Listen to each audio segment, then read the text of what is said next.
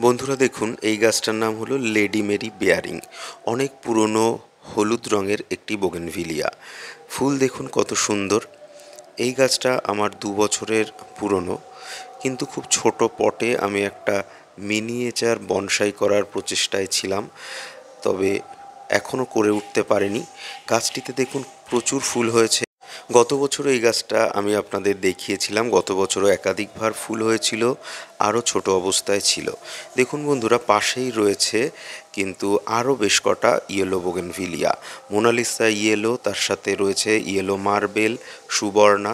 কিন্তু একে কিন্তু কোনো অংশেই খারাপ লাগছে না। আসল বিষয়টা হলো গাছকে সুন্দর করে তৈরি করা।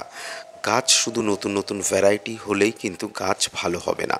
গাছকে ভালোবেসে গাছকে সুন্দর করে তৈরি করতে হবে, তাহলে এই পুরনো সাধারণ ভ্যারাইটি বলে আমরা যাকে ভাবি সেও হয়ে উঠবে অনেক অসাধারণ সুন্দর।